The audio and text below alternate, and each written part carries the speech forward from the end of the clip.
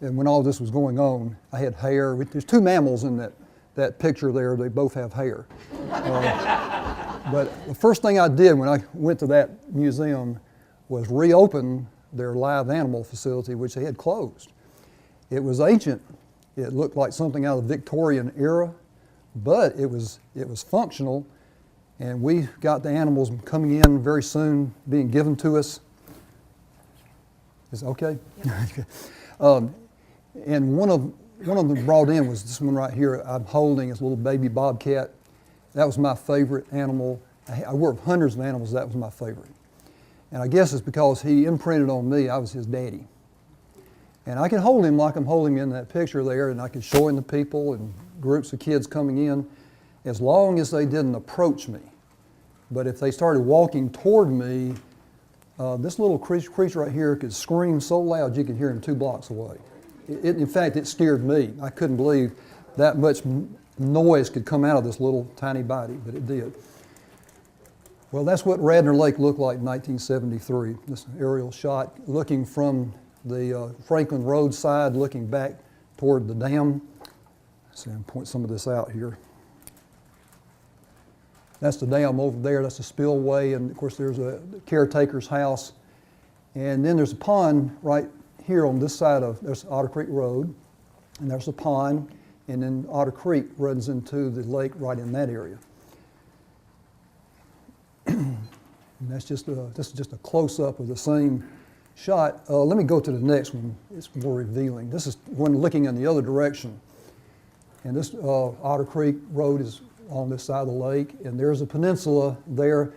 And look at it now. If you've been out there recently, it looks pretty different now, because then it had grass, and they said when we bought it, we're not going to mow. We're just going to let it go back to being natural. And so the process we call succession has occurred there. And trees now have taken over, and pretty soon the peninsula will be as mature as the woods around it. We have some old growth forest around Radnor Lake. It's not just the lake that makes it special, it's that woods as well.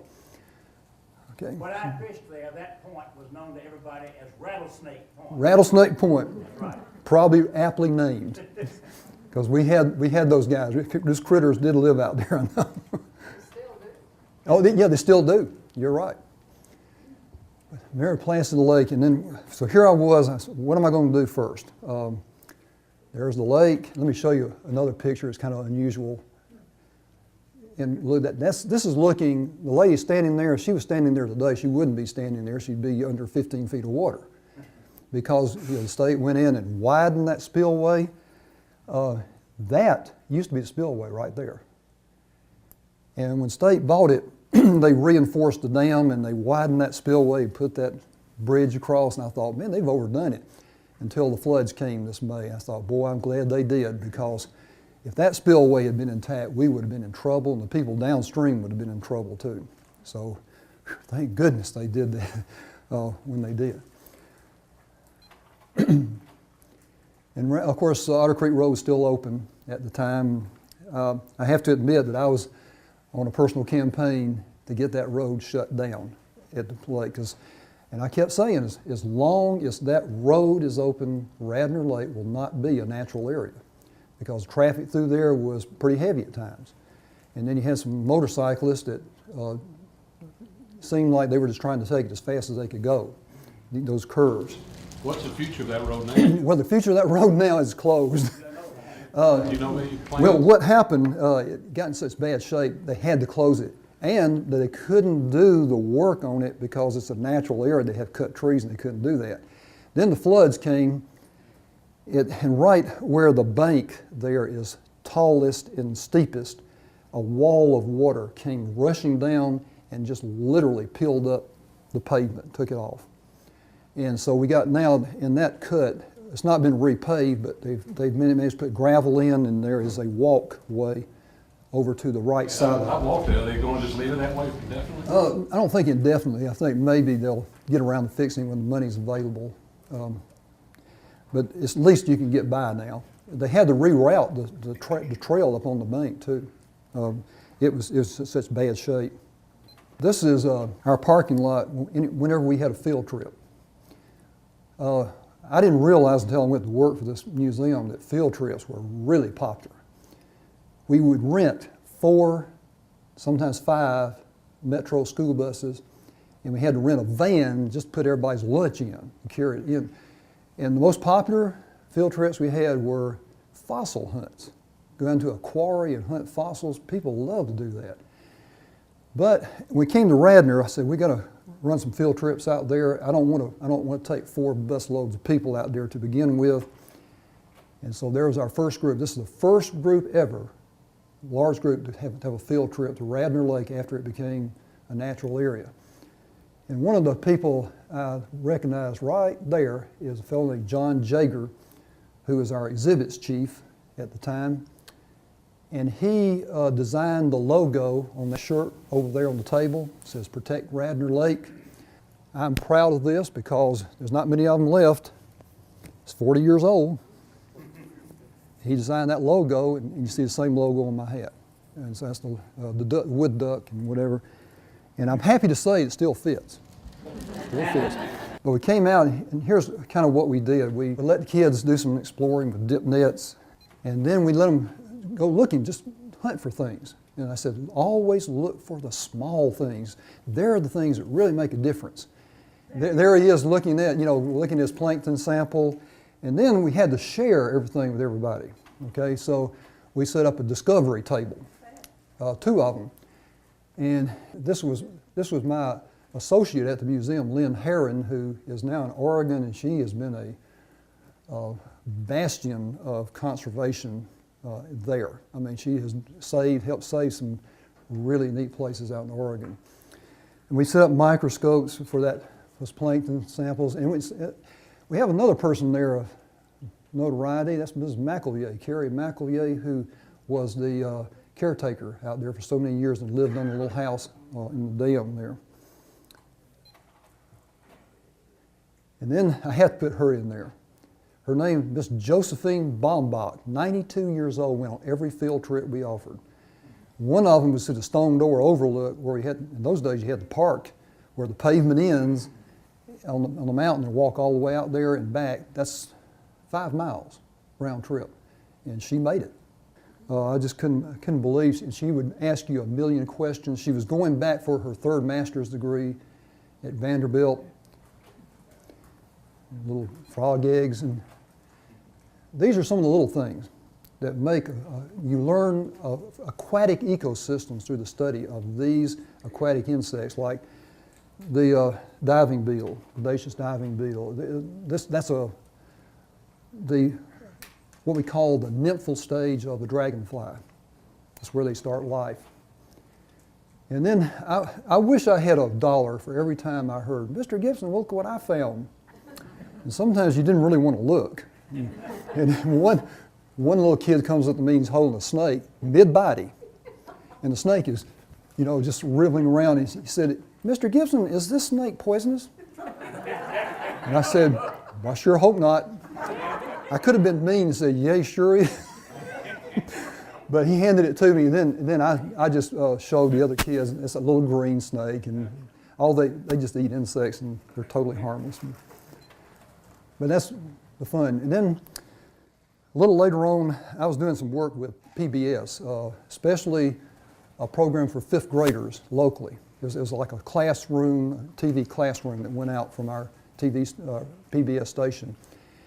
And one day, Faye Wilmore, a person that did the program, called me and she said, "We want to do an outdoor program, and we want you to host it." And I said, "Okay, what are we going to do?" She said, "What are we going to do?" I said, "We want you to tell us." And I said, "I would suggest we do this. This is go to every trip will be a different ecosystem. I'll have a group of 5th graders with me, just like we're on a field trip, and I'm just showing them things." "Oh, that's a wonderful idea." And so we started out in the Cedar Glades and went to a pond. Of course, came out to Radnor as our lake ecosystem, went to streams, we went to deciduous forest, coniferous forest, caves. And the man standing right there was a producer. His name is Charles Lewis. This is the first time he had ever done anything outdoors. He liked the studio, where he's controlled temperature, controlled lighting, everything. he had to haul all that stuff out into the woods in places like caves. He didn't really want to do that. Charles went on, though. He produced the Tennessee Crossroads, which is the most viewed local produced TV program in America. And I don't miss it. When it's on, I always watch Tennessee Crossroads, and those places, most of them I've been to or going to. See, but let's see the next picture.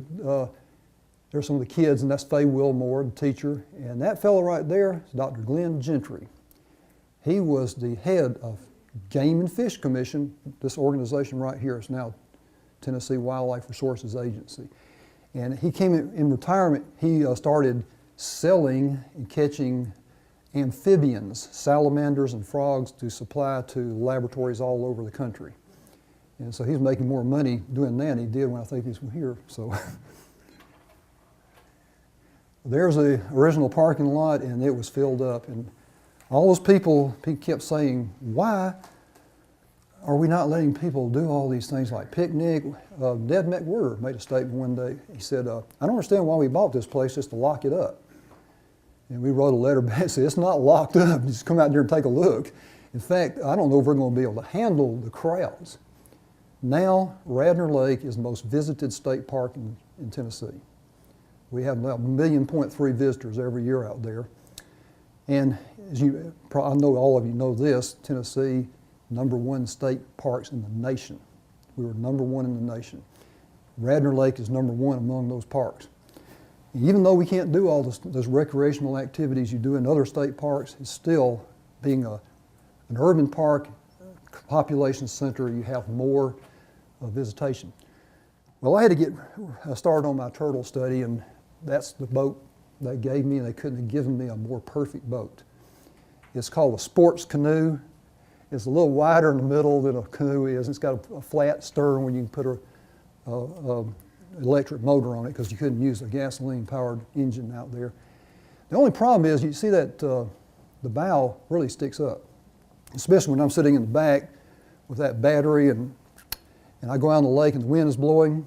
There were times when all I did was just do circles. I couldn't go anywhere. And I started in March, and there were days when I would go out and be sunshiny, and it would rain, and it would turn to snow, back to rain again, and by the time I got back, it was sun shining again. And I had to find a way to catch all these turtles. Now, first I surveyed the shoreline. That's the north shore, right past the spillway. There's a real nice sunning log right there I put to use later. That's it, up close. And then it's looking across the cove to the far shoreline. That's about the biggest expanse of open water in the lake. And then that's the far end of the lake from the dam. And that's this woods in here is rather flat, so every time the water fluctuates, it goes up in there. It's like a swamp forest almost. So there are a lot of differences between, and here's a point on the other side of the cove that was just so rocky, I couldn't drive a stake in the ground to put my traps on later on. And so I made a map and zoned it out. I had zones, and I numbered them so I could pinpoint where I found each turtle in the study. And then I started getting advice. Okay, how do I catch turtles? One professor said, oh, there's a great thing you can do. You can sing, or you can do like this kid right here, you can go noodling. I said, do what? He said, noodling. You get down and you feel on the bottom until you found a turtle, and you just grab him and pull him up. Well, I tried that, and I caught one turtle, and I kept saying, you know, what if this is a snapper? You feel there's a snapper. How are you going to tell which end is the front? You know? And I found out one thing interesting. Snappers don't snap while they're underwater. They only get belligerent when you pull them out of the water, and then you got to watch what you're doing with them when you do that. They're not happy.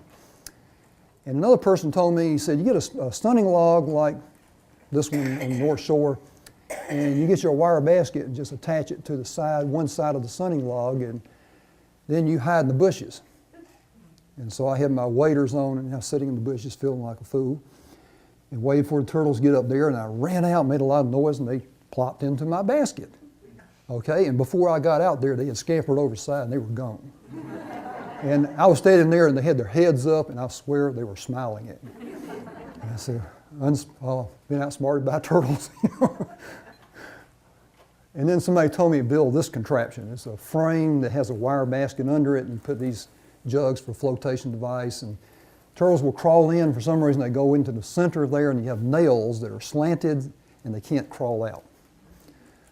I had 2 of those and I put them in the water for 1 year. Didn't catch one single turtle.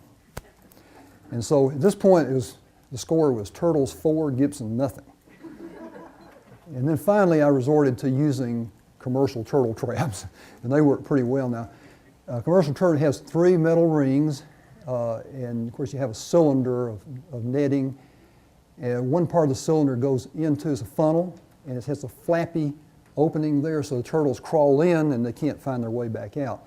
The other side has a drawstring, this cone-shaped structure, and so you just tie it to a stake of some kind or a tree or whatever you have available to you. And notice a little canister there. That's where I put the bait. Now, when you buy these traps, it comes with a bait bag made of mesh. And I first tried that. And I learned very quickly that's not going to work because, well, let's see. Here we go. This little creature, green heron, would land on my traps and reach down and grab the bait bag, pull it out, peck all the contents out. The muskrats went further. They would go into the trap, get trapped in there, and they just gnaw their way out, make a big gaping hole in my trap. Of course, you can't catch turtles that way. So I had to put the bait in a canister, and the bait is anything that smells bad. Fish heads, chicken necks. I even bought this catfish bait. It comes in little balls, and it's the smelliest stuff I've ever encountered in my life. And I put a big old scoop of peanut butter in there, anything. No self-respecting predator or scavenger could possibly pass it up.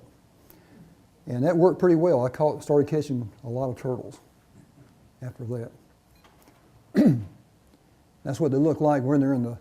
And the thing is, you have to be sure that the top of the trap is out of the water, because if you allow that trap to slip down, the turtles will drown. They have to come up for water. And I didn't drown any, but I had one that was attached to a tree over on the far side of the lake, and lightning hit the tree one night and fried all the turtles that were in the trap. They were just like blown up like balloons. I've never seen anything like it. That's the only ones I lost, and that was just an act of God. I couldn't do anything about that. But for this reason, though, I had to check them every day, especially when it was raining, because the level of that lake could fluctuate greatly sometimes. There's one that got hit by lightning. It's attached to a tree over there. You see the trap in the water right in that area there.